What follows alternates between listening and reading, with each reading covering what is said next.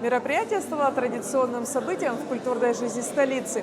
Оно объединяет как и признанных мастеров, так и молодых талантливых авторов. В экспозиции представлены произведения живописи, графики и не только.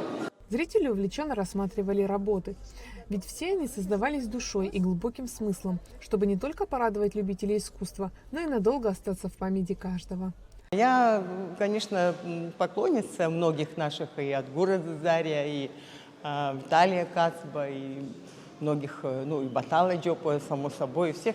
Но я хочу сказать, что вот относительно молодой, наверное, Адгур Ампар, сын известного Тариэла Ампара, у него какой-то свой стиль. Мне очень нравятся его работы. Я вижу молодые, новые имена, тоже очень радует. Есть такие стереотипы, южные художники, что это яркие краски, что это такой экспрессионизм, но при этом мы здесь увидели совершенно другое. Гармония присутствует, да здравствует искусство и художники абхазские.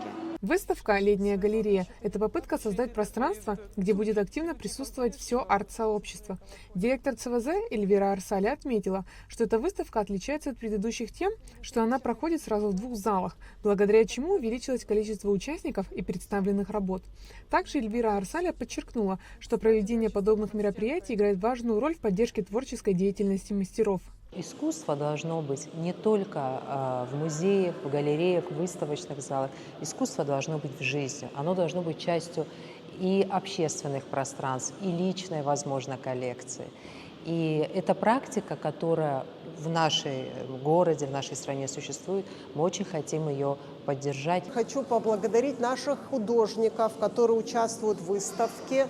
Они в непростое время, а для художника время вообще непростое всегда, они продолжают творить, и сегодня представлены абсолютно разные работы. На выставке представлено около 100 работ. Каждое произведение – это небольшой, но очень глубокий мир автора, который можно создать как за короткий, так и за продолжительный промежуток времени.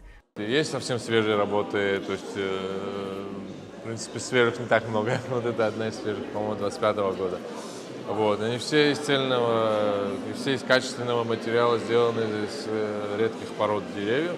Я вдохновляюсь тем, что у меня, в принципе, меня окружает вокруг, природа, люди, все эти эмоции, которые меня наполняют, я их туда выливаю в свои работы. Важной особенностью выставки является возможность приобретения понравившихся произведений для частных, корпоративных и государственных коллекций. Айлита Аручунян, Аляса Мичма, Абхазское телевидение.